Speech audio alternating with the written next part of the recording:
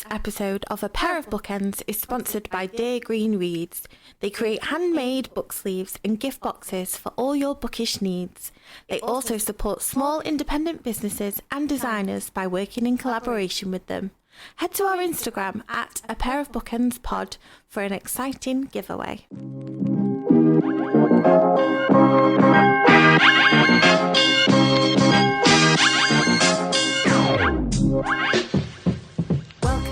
Pair of Bookends, the book club you can carry anywhere.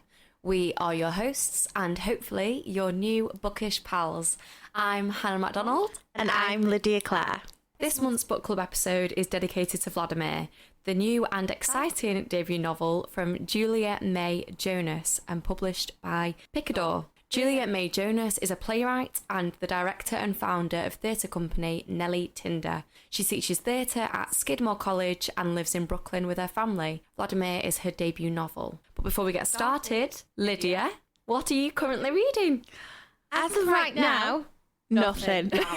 But let me tell you, I was cutting it fine for this episode because I managed to finish Vladimir yesterday. Gorgeous. It's a book that you want to let sit with you without giving too much away. So I didn't immediately jump onto my next read. Yeah. I've got a few irons in the fire. I'm thinking maybe I'm going to go for Great Circle, Maggie Shipstead. Gorgeous. She's been waiting for me. Gorgeous. That was on my hopefuls list for May, so I think I'm going to tackle that next. Perfect. I might go for a little short read in the middle just before I tackle it because it's a big book. Yeah. So I might go for something small. I was thinking maybe Salt Slow by Julia Armfield, which is a short story collection, or maybe Small Things Like These by Claire Keegan. But before I read Vladimir, I'd just come off reading The Island of Missing Trees by Elif Shafak. Oh my goodness, guys, it's amazing. I cannot wax lyrical enough about it. It was beautiful. Now, a book narrated by a fig tree is not my kind of usual fare, but it is done so expertly. It's so full of creativity and full of history, and it's nature writing at its best, let me tell you. I loved it. I really loved it. Though? Were we surprised? No, not at all. 10 minutes, 38 seconds was chef's kiss. We adored it. And so, yeah, I am beyond excited for what she writes next. Yeah. But I have to say, I think it's up there with my favourite reads of the year. Wow, okay. Because it's just fantastic. It was a contender for the winner for the Women's Prize. Definitely. Gorgeous. Definitely. Well, she's on the short list. Loved it. Is it been announced in June? Yeah, it's coming up now. I think June the 8th, I think. Gorgeous. But I'm very excited for it. And I really, so far, of the ones I've read, I really loved that. But did it beat Sorrow and Bliss? Not sure. Bliss has such a special place in my heart. Mine too. Anything will beat it. Mine too. But it was a wonderfully constructed story. What about you? Have you been reading anything recently? So I'm the same as you. I only finished Vladimir at 1:10 this morning. So I'm currently reading nothing because that was my last read. But before that, I was rereading Conversations with Friends by our gal Sally Rooney. Beautiful.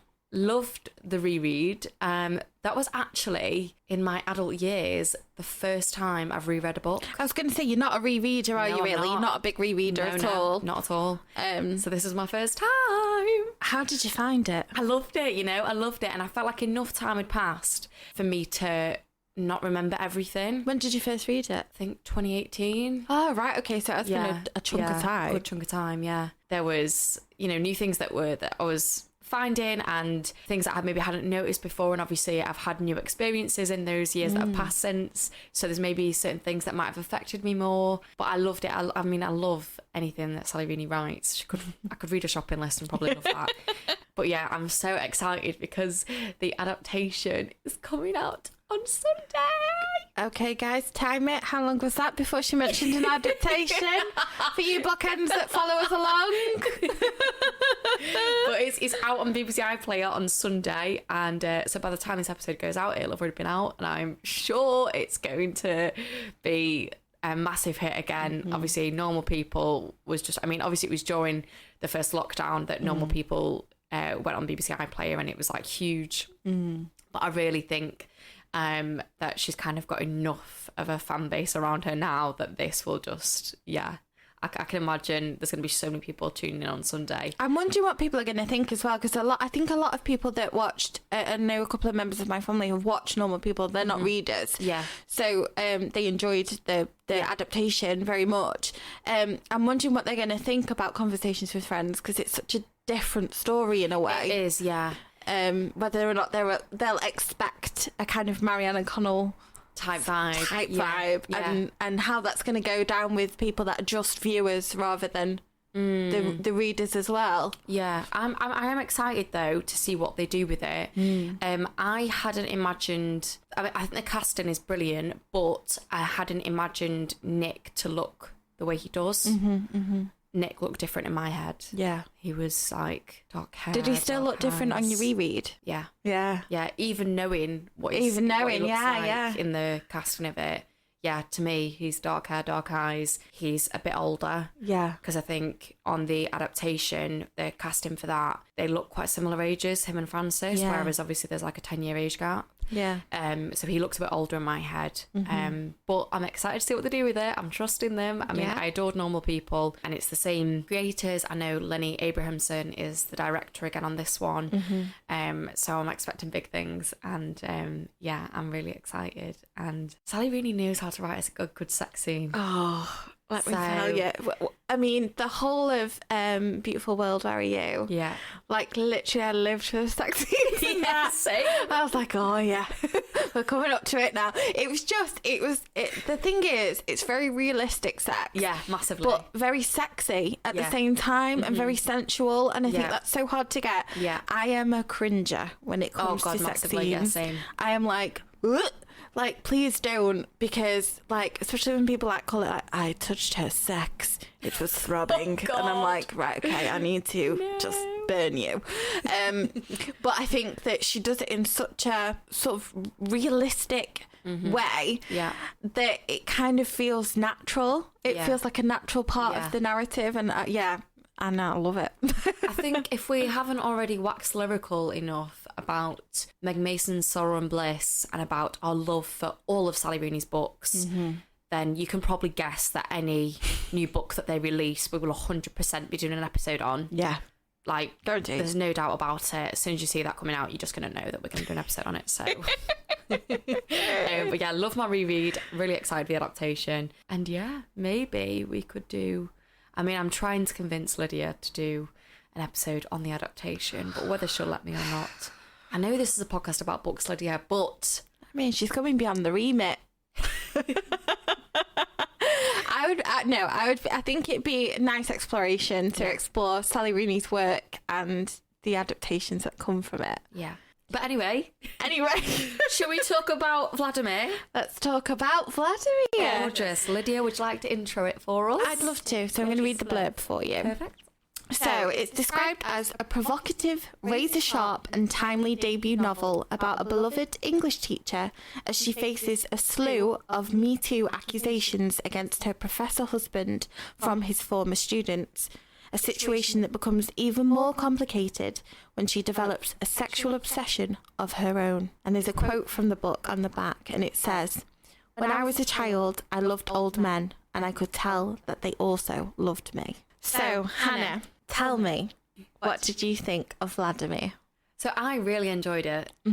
I think the concept is brilliant. Obviously, with books like Lolita and books where it talks about power dynamics in relationships and kind of people taking advantage of their power, basically, it's usually told from the perspective of either the abused or the abuser. It's usually told from one of the two perspectives. And I thought it was really interesting to look at it from the wife's perspective. Yeah. I think she was a brilliant... words. I think she was a brilliant protagonist.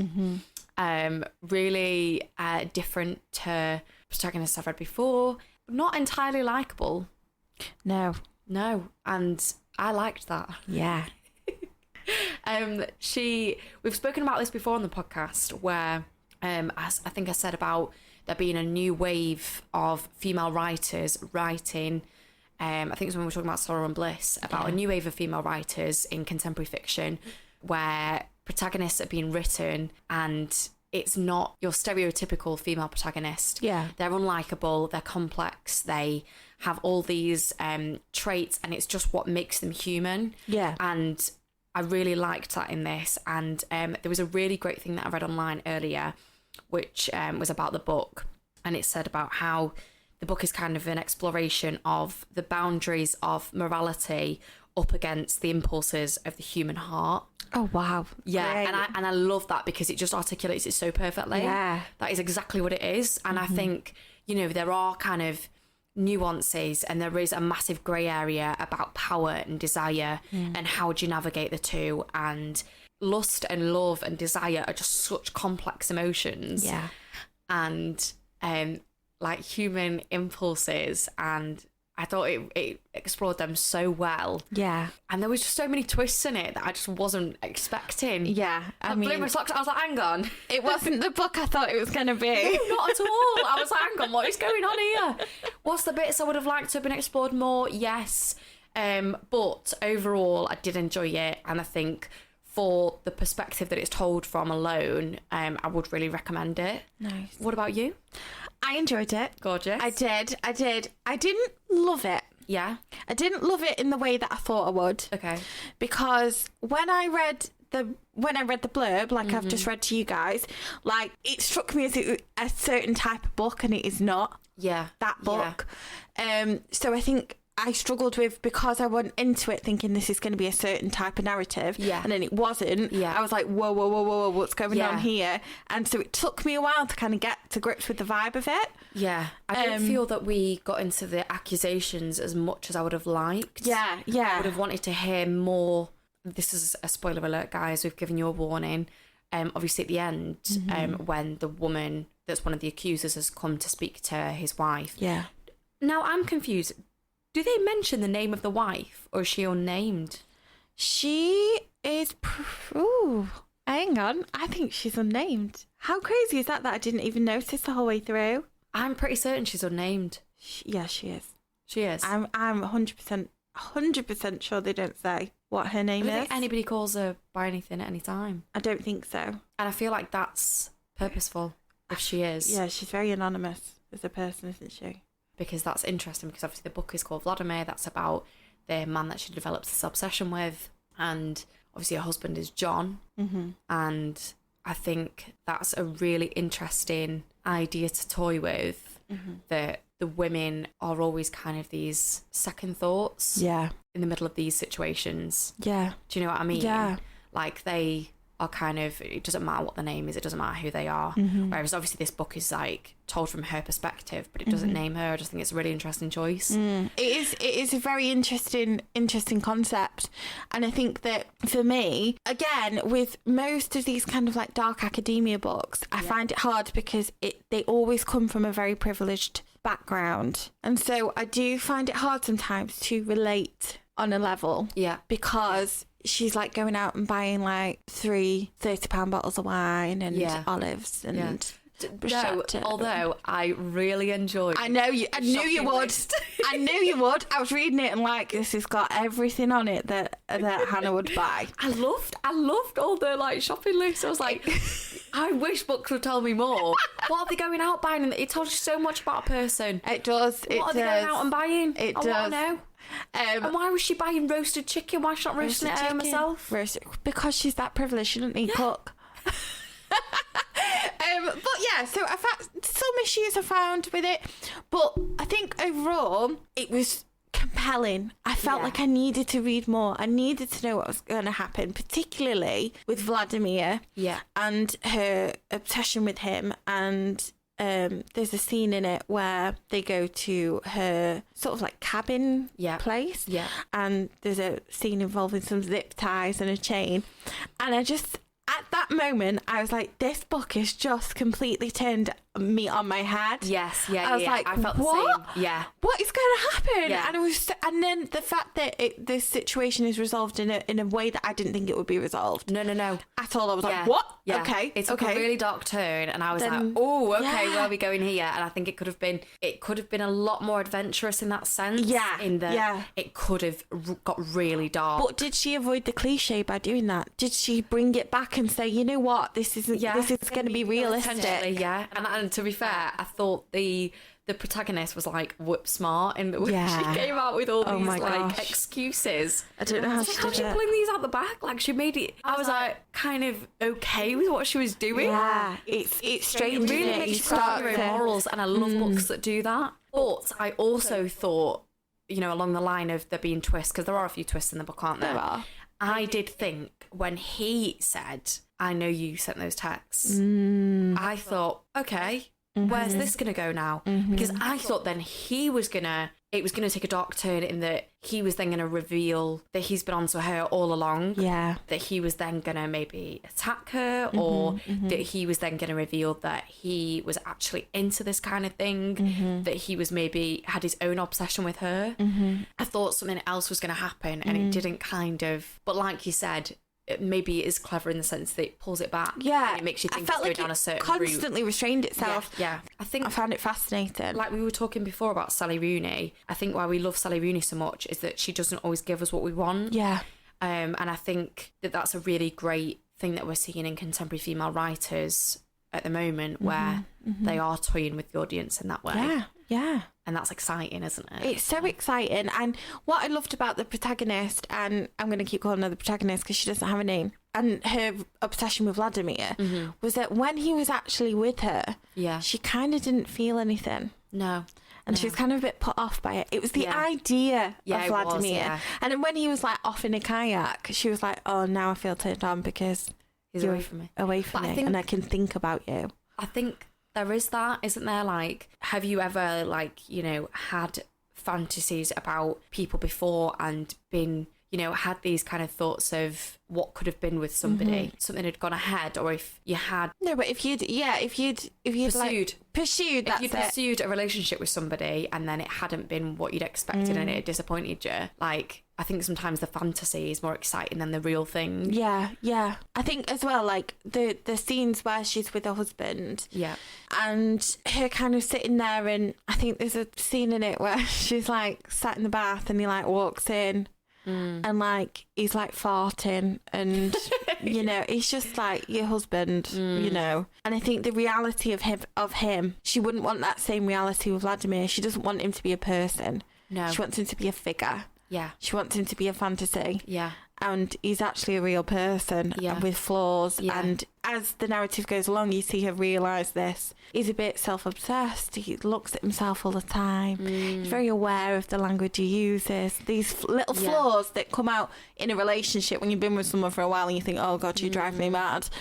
Like, she's starting to discover already. And I think she thinks this isn't my fantasy. Yeah. I think that concept is really interesting to see.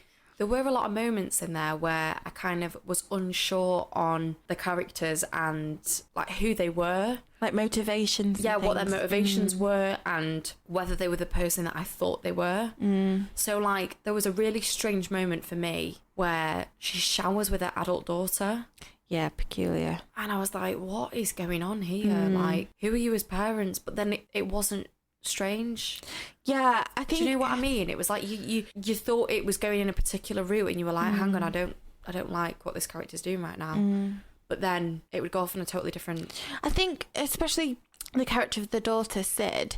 I found it hard to understand how she could. I mean, she was very drunk in that scene, but I found it hard to understand how she goes from really hating her mum. Yeah, I mean, she was really furious at her about the situation. Yeah. To go from that to them being like really dependent on her and being like, yeah, give me a wash. And maybe I needed to know more about Sid and their relationship as mother and daughter, because it was touched upon but not delved into. Yeah. And I think if I'd maybe known about that more, it might have shed some light on why those situations were normal for them, or were something that they had to do or liked to do or whatever. Because I mean, there's nothing wrong with taking a shower with your daughter and wanting to get her clean and get her sober, whatever. I understand that. Yeah. But that character, them two characters doing it, I'd need a bit more background, I think. On a general level, I thought it was really well done, well plotted, well paced. And yeah, I enjoyed it. I did. Good. What did you think of the ending? Shocked. Yeah. So if you've not read the book and you don't want to know the ending, do not listen to this bit, skip ahead. But I was very shocked. And I thought it told, I don't know, for me, I don't know whether it went a little bit too dramatic. I didn't expect that to happen. Yeah, I thought the fire was, like, I wondered if it was Vladimir that had caused the fire. Oh, like deliberate. Yeah, I wondered if the fire was deliberate. And I didn't know if maybe John had done it or whether Vladimir had done it or, you know, maybe she'd done it herself, because the way I'd imagined them, where they just kind of accepted the disaster that was their life. Yeah. And they kind of curled up in bed. It was kind of like reminiscent for me of the image of and this is the thing that gets me the most in Titanic, of the old couple. Couple! Yeah. That's the bit that makes me cry every time. Yeah, me too. Is the hardest bit for me, is that they just accept their fate. Oh my goodness. Yeah, and it was really reminiscent of that for me. Like, you know, they just kind of accepted their fate, like, oh God, like, we're stuck together and this is our life, you know. They've had the opportunity to leave one another, and they've had the opportunity to not get wrapped up in each other's messes, and yet they've stayed together. And it was kind of a nice ending image for me, in that they were like, what even is our life? Like, we're together now, like, you know, this is us, whatever. But then when this fire happened, I was like, where is this story taking me again? Yeah, it was just the oddest thing. Now we're going another, like, I'm so confused. But not entirely a bad decision No. by the writer. I just think it was a peculiar choice. I wasn't sure it entirely worked for me. Yeah, what is the choice with them being disfigured by their burns? And because there's got to be a specific choice in that, you know, it's not just that there's been a fire and they've escaped it. It's that... Well, I think that leads me on to my question for you. Oh, okay. So I was wondering about what you thought the novel says about body image. At the end, she is disfigured. Yeah. 22% of her body or something is covered with burns. I found it interesting that Sid, her daughter, who is 27... Yeah, she's young. Same age as me, I think. Mm-hmm. And if I remember rightly, she didn't mention anything about her own body image. Mm-mm. And obviously she got in the shower with her mum, like, she wasn't kind of ashamed of her body in any way, wasn't embarrassed by her body. I think it would have been interesting to see if her mother's own issues with body image had impacted her daughter, but I don't know if it was kind of an interesting look at older generations and how obsessive they've been with body image, and how newer generations aren't so bothered by those things. Also, that her mother was in a more kind of heteronormative relationship and she was in a queer relationship. Is that, you know, a reason maybe why she wasn't as kind of not accepting of her own body? Or maybe if she loves women's bodies, maybe she loves her own. Exactly. No, I thought it was a really interesting look at kind of the links between desire and body image, and how we perceive our bodies in relation to how we want other people to perceive us. Yeah. And I think because, you know, it is a book about kind of like dark academia and stuff, and about like the power dynamics in academic settings, and, you know, how these toxic relationships can happen in those settings. And, you know, she kind of talks about what it was like for her as a child, not as a child, but like as a student. And growing up, and what the male teachers were like with her. And, you know, like you read on the quote before, like, old men seemed to love her. And did they love her because of the way she looked? And, you know, there is a moment in the book where one of her students, who she adores, is Edwina. And she's kind of like, I'm not interested in all this kind of white women bullshit, basically. And it really called into question, you know, how damaging it is that these women are kind of competing with one another. Yeah. And they don't wish to be, but ultimately they are. And not just on an academic level, which you would think in a college environment, but literally on something so stupid as how you look. Yeah. And what weight you weigh. Yeah. So I think it was really interesting when Edwina called into question the whole kind of idea of race, and how, well, you know, it's all these white women fighting over this white man. I don't care for that. And she doesn't have the privilege to be bothered by it. Yeah. She can't be. Yeah. Because she's got so much else to fight for. Yeah, exactly. But But I did enjoy the kind of, enjoy is probably not the right word, but I did like how body image was explored and how, you know, she talked about her weight loss and her weight gain and how she cut out alcohol, which was something that brought her joy, you know, and it was a kind of a nice release for her. But she cut that out because it meant cutting out those extra few pounds that she kept putting on. She couldn't shift that weight. And so no, I thought it was an interesting thing to be explored in terms of, you know, these power dynamics, these toxic relationships, you know, the ideas of desire and what it is we desire and the types of people we desire. Yeah. And I think it was interesting as well. Obviously, I'm really interested in female body image, but also I think it was interesting in the comparisons between her husband and how he probably didn't have to care for his body image. No, yeah. But there was a certain way about him that all these young, you know, amazing, talented, bright young women were attracted to this man who probably didn't have anything going for him in terms of, you know, in terms of looks. But, you know, they were still being drawn in by him. Yeah. Because of his power. Yeah. And she says at some point, doesn't she, that women are attracted to power. Yeah. And I think that's interesting how unequal it is between men and women, and how, I know obviously there is a massive issue with male body image, but it feels harder for women. And obviously I'm speaking from a woman's perspective, I can't speak on behalf of a man, but as somebody that struggled with eating disorders and with my own body image, and coming from a family of women who have all struggled with their body image, it's difficult for me to sympathise with a man. Yeah, and because particularly it feels like they do have it slightly easier. In that male-dominated environment of academia, because it is a male-dominated environment. I think that it's intriguing to see that play out. Yeah, them dynamics play out in that environment, because I think it reveals a lot about society and about culture. What did you think? Well, I loved how it approached the idea of getting older. Yeah. And dealing with your body changing. Yeah. And things like feeling the cold a bit more, and just the fact that you can't get rid of cellulite, and you know, all of these things that she was so preoccupied with. Yeah.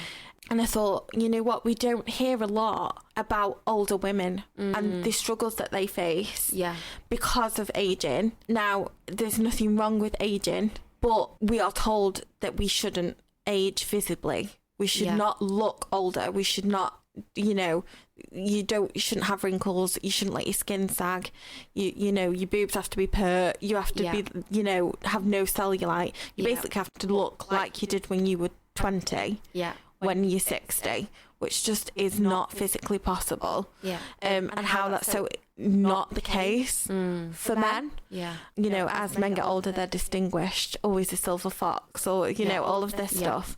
I loved the way it handled that. It was refreshing to read. Like, I don't know many authors at the minute that are going out and writing novels about women who are older and the struggles that they face. So yeah, I loved that. I really did. What did you think about Vladimir and his relationship with his wife and his wife's character? I thought they were very codependent. I understood that Cynthia, his wife, had had mental health struggles, but I felt like he was not complicit in the situations that had happened, but I felt like there was a part of him that enjoyed being the caregiver, enjoyed being the responsible one, enjoyed being the kind of stepping up to the plate. And that's also an interesting look at, you know, a power dynamic in a relationship. Massively. And the fact that she went back to work and... Yeah, and I thought in the beginning that he was quite a devoted husband and father, and then when he was talking to protagonist about, you know, her suicide attempt and discussing, like, you know, their wants for like more children and things like that, I thought he was quite cruel about it. Yeah.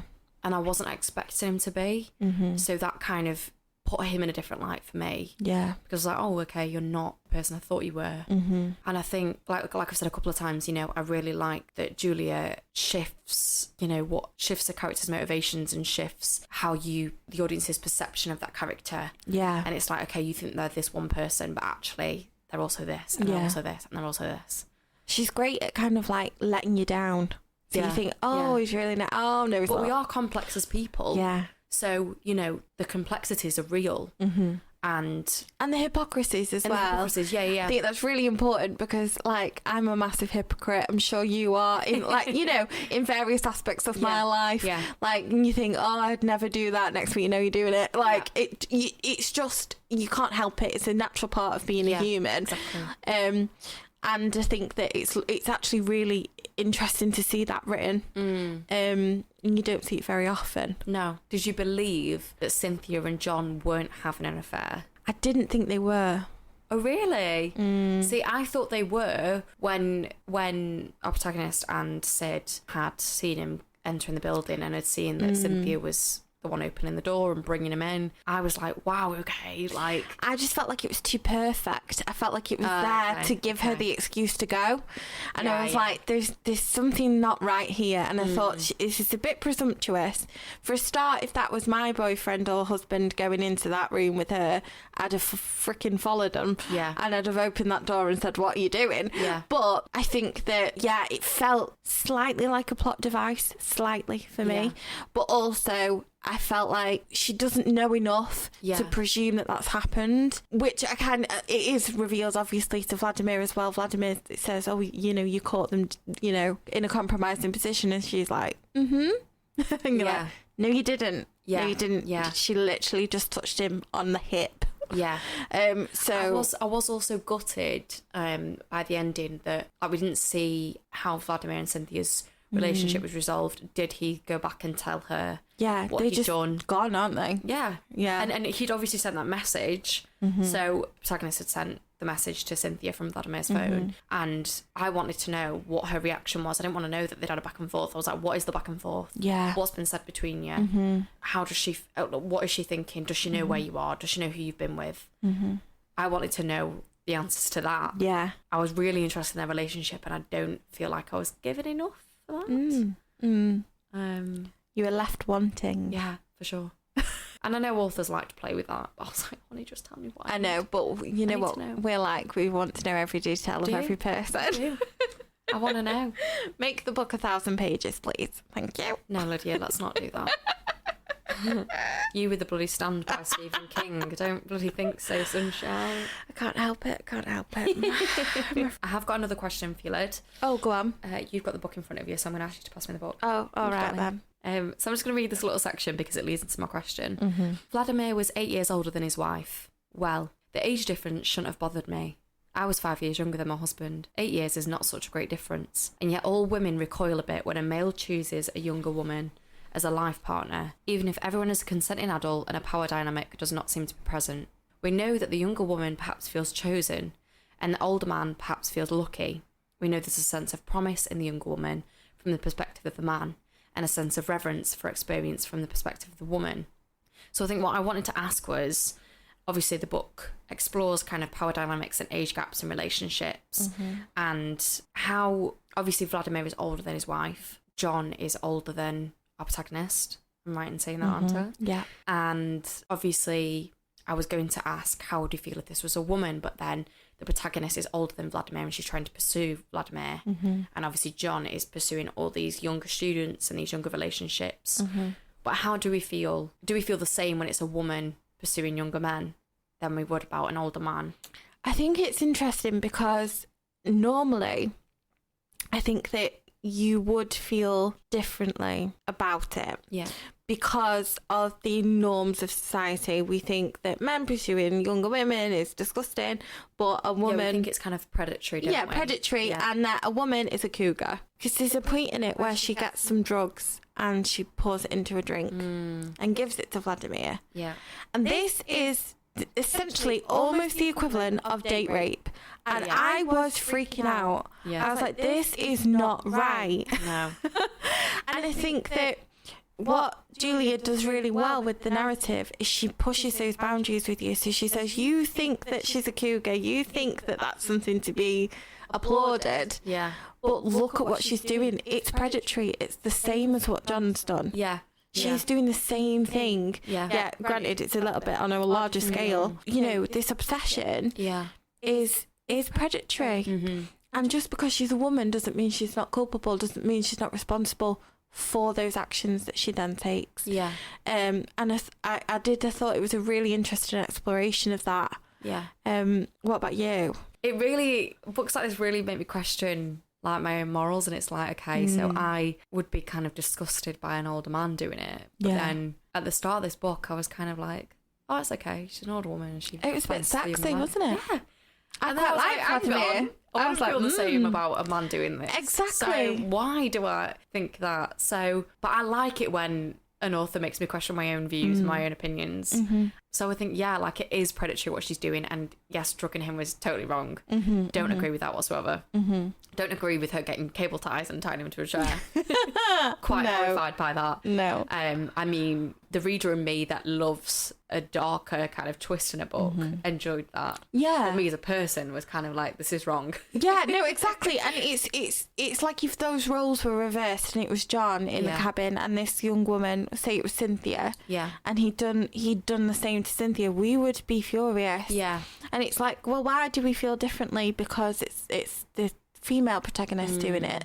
So yeah, it brought up a lot of questions for me, and I thought that it's nice to be challenged. Yeah. It's nice to have your perspective kind of questioned. Yeah. And be like, oh, I feel differently about this. Why? Well, I think what I found so clever when I read Lolita is obviously it's told from the perspective of the man that's pursuing like this young girl, and he is a paedophile. So but when you're inside his head, and I think it's it's a testament to the writer, it's really cleverly written, that you're kind of, although in real life for this to be completely wrong and completely horrifying and totally disagreeable, but you would never agree with somebody doing something like that. And you'd be horrified by it. But when you're inside his mind, you're kind of not agreeing with his logic, but seeing his logic. And I think that's really kind of adventurous for a writer to jump into the mind of somebody that does really questionable and horrifying things. Yeah. And makes the reader go, okay, so in day-to-day life, you would see this person in this light, but now you're inside their mind. Now how do you feel? Yeah. And I find that exciting. So I really liked that, she played with that. I loved that. It was great. I do want to just say a quick shout out to Hope from Picador, who sent us the proofs of Vladimir. Yes. We were very, very lucky and very privileged to get them. Yes. So we just want to thank her and thank Picador as well. Yeah. For giving us the chance, really, to wax lyrical about it. Exactly, and the novel is released on the 26th of May. So, available in all your local bookshops. So, before we finish talking about the book, I have heard that, Hannah, you've got quite a good quote for us. I do, yeah. And I'm intrigued to see what it is. Yeah. So you've got a naughty look in your eye. I don't. So I thought this quote was really powerful, really moving, really bold. I just thought it kind of said something about female rage that I've never been able to articulate before. Okay. So here's the quote. I've always felt the origin of anger in my vagina, and I'm surprised it is not mentioned more in literature. I actually remember reading that line and being like, you know what? I think my vagina is angry. I'm sorry, I loved that quote. I hope I had you on then, but I loved that quote. Oh. I loved it so much. Oh, you've got to have a bit of the angry vagina. I love that. It. Brilliant. Brilliant. I enjoyed that way more than I should have. So if that's not going to make you read the book, guys, I don't know what will. So now on to our If You Like This, Then Read This section. Lydia, what have you got for us? Well, going along the vibes of dark academia, I would like to recommend The Secret History by Donna Tartt. Which you've still not managed to get me to read yet. Which I still haven't managed to get you to read, which is very frustrating. But for those of you who have no idea what it's about, basically a group of students studying history, and things go a little bit awry. And it's that kind of campus novel, and it's very dark, very challenging, takes a lot out of you because they're really unlikable people. Donna Tartt is great at writing unlikable people. And I think that if you enjoyed the vibes of this book, if you enjoyed the sort of academic side of things, the social norms that play out, the contrasts between the men and the women in the departments and things like that, then The Secret History is right up your street.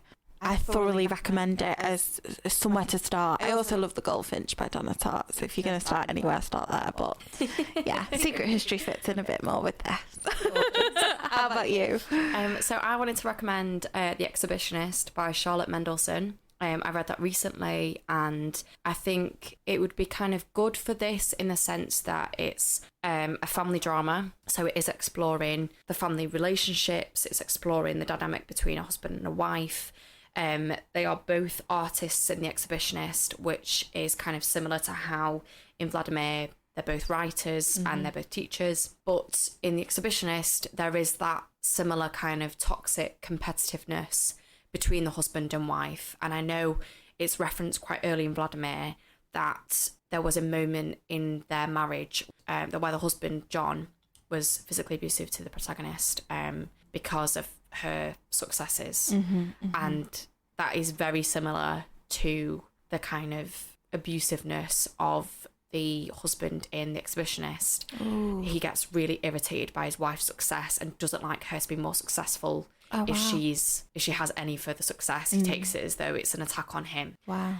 Yeah, so I think it's similar to The Exhibitionist in, you know, the sense that it's about creatives and about their careers and how the things that they do in their personal lives can impact their careers. And it's about power dynamics in relationships and kind of male privilege in these art and creative spaces. Oh, great. There's a lot of similarities that I could draw between the two. Yeah.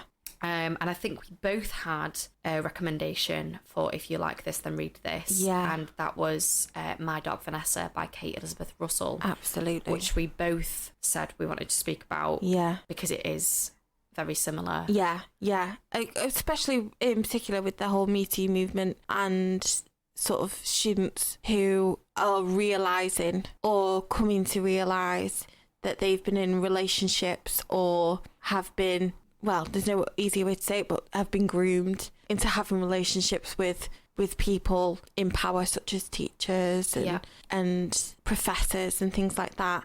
And I think that My Dark Vanessa tells that kind of story in a very, very expert way. I have to say, some people didn't like it, and I totally understand why they didn't. Yeah. But for me, I think it told a very important story in a very powerful way, and with empathy for victims. In no way was it sensationalized. No. But I think, again, with that, it was about the complexities and the nuances of the impulses of the human heart, and how even when she was kind of questioning herself in My Dark Vanessa of, you know, whether this relationship was wrong, she still found herself wanting to pursue it. Yeah, how does a victim reconcile their feelings with what everyone else is telling them? Yeah. And I think that's really interesting on how we might desire somebody, but as you know, it said in Vladimir, like, you know, she says women desire power.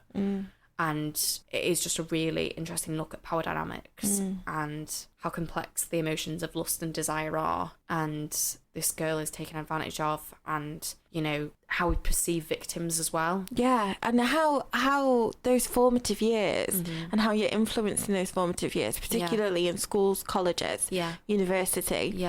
How that then shapes you as a person and shapes the way that you see sexual relationships. You see yourself, your own sexual identity, and how that can either negatively or positively influence you as a person. And My Dark Vanessa spans those years for her, for the protagonist, and it's really interesting. I think like both with Vladimir and My Dark Vanessa, there's a really interesting exploration of like the culture of blaming. And shame. And shame is such a big part of this book. Massively. I mean, it's the last word on the page, I think. And if you do give those a read, or if you have any other recommendations similar to Vladimir, then please do DM us at Pair of Bookends Pod on Instagram. Add to our tremendous TBR pile. Please do. My friend Emma did also mention that she would recommend us reading Notes on a Scandal by Zoe Heller. Oh, that's which is on my shelf. TBRs, yeah. Also, I just want to apologise if you can hear my stomach constantly rumbling. I have not had breakfast yet, and it's really loud. I'm sorry. But yeah, we both need to read Notes on a Scandal, and then we'll report back. Now, on to the section I am very excited for today. Me too. We usually call this section Both Picks, but Lydia's escaped that today because today's Meg's Picks. Meg's Picks! Our gorgeous friend Meg has sent us a book, which we're really excited to open. It's been sat in my house for a couple of weeks now, and I finally get to open it and see what it is. It's like Christmas. But Lydia, do you want to introduce Meg to our lovely listeners? I would love to introduce Meg. So Meg, her Insta handle is @Meg_in_a_book. And she is fantastic. Yeah. She's creative.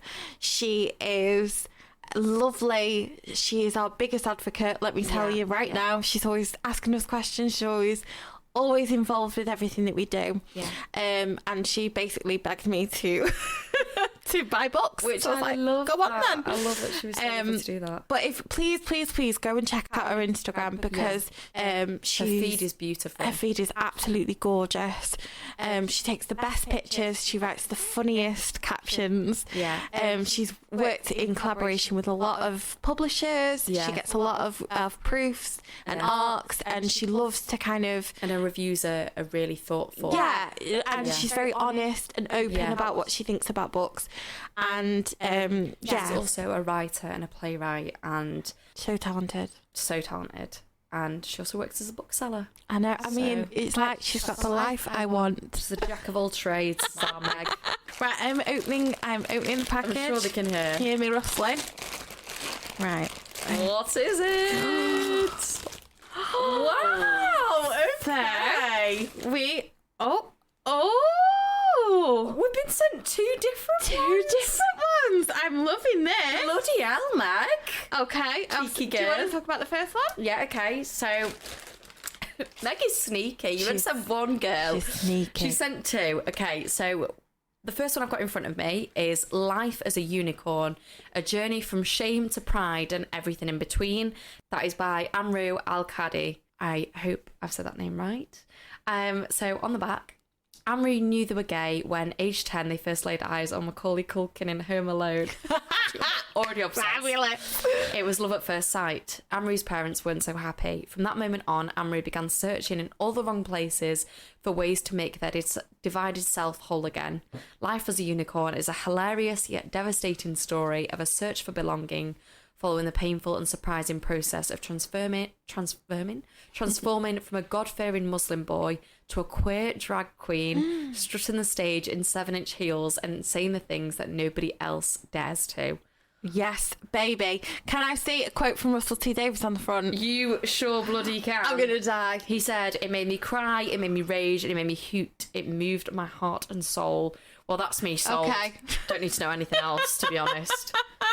That sounds amazing. That sounds so good. Yeah. Well, she's done it. Of course she has. She's done it. Do we have any doubt? No. Of course she has. And the second book, can you believe we've got two different ones? I'm so excited. Is The Reader on the 627 by Jean-Paul, I think it's Didierlaurent, is how you say his name. And I shall read you the blurb. I think it's Ghislaine. Is that how you say it? Ghislaine? We'll go with that. We'll go for it. Ghislaine lives on the edge of existence, working at a book pulping factory in a job he hates. He has but one pleasure in life. Sitting on the 627 train each day, he recites aloud to a rapt audience from pages he has saved from the jaws of the pulping machine. But it is when he discovers the diary of a lonely young woman, Julie, a woman who feels as lost in the world as he does, that his journey will truly begin. And before we say anything else, let's hand over to Meg. Hiya pals, hope you're alright. Thank you very much for trusting me to pick you a book. Sorry Stephen, I've stolen your thunder. But classic indecisive me couldn't pick one, so I've picked two. Aren't you lucky? Yeah, we'll get to the book, shall we? Let's start with the fiction first. Both of these are books I've read and loved, but feel like they are underappreciated, underhyped. So the first one is The Reader on the 627. This is a translated book from French, and it is all about a man who works in a book pulping factory where all the books are sent to die, basically, which is going to pull at any book lover's heartstrings, isn't it? And then he decides to sort of keep these books alive by reading them on the train out loud every morning. Hence, The Reader on the 627. It is very wholesome, a little bit weird, kind of midlife coming-of-age story, just very tender and warm and lovely and wholesome and what we need right now, a hug in a book. So yes, that's The Reader on the 627. And then the second one I chose is a non-fiction. This is a memoir. It is Life as a Unicorn, which is by Amrou, whose drag name is Glamrou. They are a queer, non-binary drag artist, and it is all about their experience growing up in a very conservative Muslim family. They went to Eton, so it's about their experiences there. It is fucking hilarious. It's one of the funniest books I've read. It's just very raw, very unapologetic. It's brilliant. Would highly recommend the book as well. And I know you're both theatre gals, so I know you'd appreciate that because, Amrou's very into the theatre, darling. So yes, sorry, I realise I've rambled on for ages. I really hope you enjoy them. Can't wait to hear your thoughts and feelings. And hopefully come up north very soon to give you both a big squeeze. Big love. Bye. Oh, God, love her. I cannot wait for that big squeeze, by the way. Me too. Well, I am astonished. Honestly, I had no idea what she was going to pick, No. really. I knew it was going to be good, but I didn't have a solid idea. Well, she reads such a vast amount of fiction and non-fiction Yes, that yeah. it's hard to peg something down with Meg Yeah. because she's so well-read Yeah. that I was kind of like, it could be literally everything. It could be, yeah. But I can't believe that she's been so generous and I sent know. 2 Thank you so books. much. We really appreciate it. We really do. But, I mean, I'm just loving the idea of both of these. Yeah, me too. I love a memoir. And I think a memoir that explores identity. It's about a drag queen, so that's all about life on the stage. Yes. Ticks my boxes. Ticking my boxes 100%. You know, it's about queerness and about, you know, finding yourself and, you know, obviously exploring the kind of tug of war that Amrou must have had between being Muslim and having to come to terms with, you know, maybe being in a community that doesn't accept Yeah. their sexuality. Yeah. I mean, I'm making great assumptions here, but that's what I'm gathering from the blurb. Yeah. And I'm really, really excited to read it. It sounds so good. And The Reader on the 67, I mean, it sounds like a book lover's dream. I think it's hopefully it's going to be one of those books that you can sit down with and just absolutely get lost in. And I'm really eager to read more translated fiction. So Absolutely, yeah. I'm really pleased that she sent that. Look at her just like Throwing it out smashing there. it. She's always got a good rec. So we're very lucky that she sent that. Thank you so much, Meg. Yes, and thank thank you, you Meg. for your amazing voice note. Like, Stephen and Billy could never. No. So I mean- 2.5 minutes with full explanations. Love that. We got the cover looked good. Sounded all right. No, I'm joking. We do obviously really appreciate our boyfriends doing this. We're just like winding them up. Lydia, what would you rate her picks? Well, I have to say, so I'm going to rate them both differently. Okay. Because I think it's only fair. Okay. So Life as a Unicorn, 5 out of 5. Yeah. Right up my street. Agreed. It's going to tick Agreed. all my boxes. Sounds amazing. Russell T Davies is quoted on the front. Yeah. So I'm his fangirl.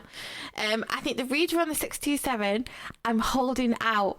I'm going to give it a 4. I'm intrigued. I love the concept. I love that it's translated. Yeah. Is it going to be a little bit folksy? Is it going to be a little bit like too cheesy? Mm-hmm. It's going to be a bit cheesy? I don't know. Potentially. So I'm holding out on that one. But if it's come from Meg, it's going to be good. It's going to be good. It's going to be good. What about you, Hannah? I would probably say the same. 5 out of 5 for Life as a Unicorn. I don't feel like there's anything that I wouldn't enjoy about that. I love the cover. Obviously, obsessed that Russell T Davies has given it a good compliment, but, you know, love everything that it's going to be exploring. So excited to read that.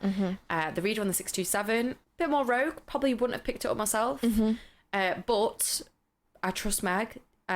Love the idea of it being wholesome and all bookish. It's kind of a bookish story. Did she describe it as a hug in a book? I think she did. Did she? I love that. Yeah, she said it was a hug in a book. Gorgeous.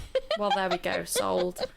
Sold to me. Now, on to one of my favourite sections, cultural recommendations. Lydia, what have you been enjoying recently? Okay, so I have got a little bit obsessed with Bridgerton. Have you? I have. So I watched the first season and really enjoyed it last year, and thoroughly enjoyed it until there was a certain scene that everyone knows about, where there was basically some non-consensual sex scenes I know happening. What you're talking about now.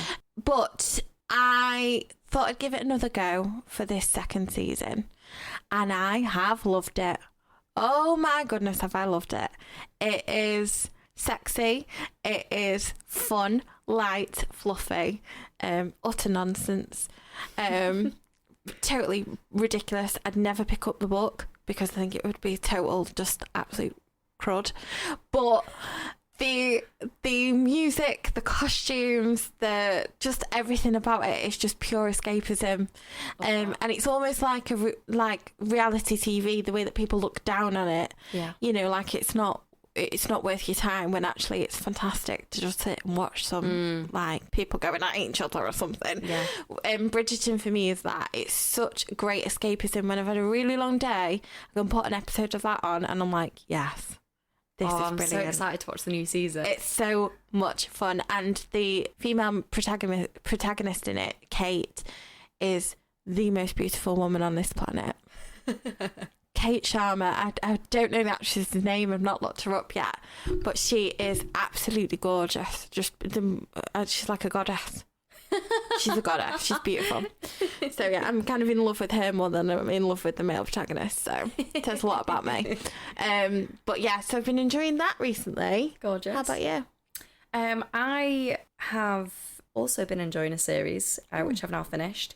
Vigil on BBC iPlayer. Oh. Yeah, me and Billy have been watching that, and I would say if you listen to our Wives Under the Sea, our episode on that, and if you have read the book and you're looking for something a bit similar, I would give Vigil a watch. Hang on, is that with Saran Jones? It is with Saran Jones. I've bloody watched it. I couldn't remember what the name it was. But yes, I've watched it. Saran Jones, and is it Alison Rose or Rose Allison? I don't know which way around her name is, but it's with her as well. Rose Leslie. Is it? Yeah.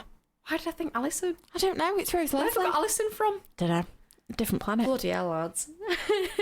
So it's on BBC iPlayer. I think it's only 6 episodes.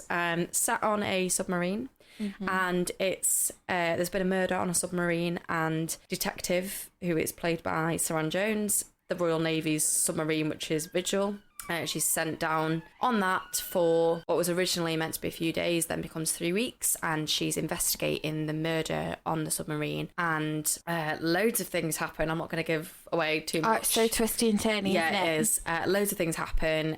She's trying to figure out how this murder has happened, who's done it. There's a lot of the workers on the submarine that are kind of preventing her from getting a job done. It also explores her issues with mental health and anxiety and depression and grief, the loss of her husband and the loss of her stepdaughter, and how conflicted she's feeling about that, and also about her realising that she's in love with a woman when she didn't believe. It's like she can't admit it to herself, isn't it, in a way that, like... But she's fallen in love with a woman, and she's kind of coming to terms with that and realising that, and... It's a really brilliant... I mean, BBC churn out amazing dramas like it's nothing. so I knew it was going to be good, but really enjoyed that. And I think it was a great recommendation for me for if you liked Our Wives Under the Sea, then I would give that a watch. Yeah, absolutely. And I also wanted to recommend the Pop Fiction Women podcast. Oh. Yes. I've been really enjoying that. It's female-led. It's hosted by 2 women who are American, and they discuss loads of brilliant pop culture. And I really enjoyed their most recent episode, which was about Conversations with Friends. Oh. It was about the novel, and they were both rereading the novel, and it was like a massive deep dive into that. And obviously, as I've just finished rereading it, I really enjoyed listening along. They delve into so many different parts of the novel, and they compare it to Deepwater by Patricia Highsmith, I think it's by, which has also recently been adapted on Prime. Mm-hmm. And apparently it's similar to that, so I'm going to be intrigued to pick that up at some point. But I just loved listening to them chat about the book and about their thoughts on the book, and it just made me even more excited for the adaptation, which is coming out on Sunday.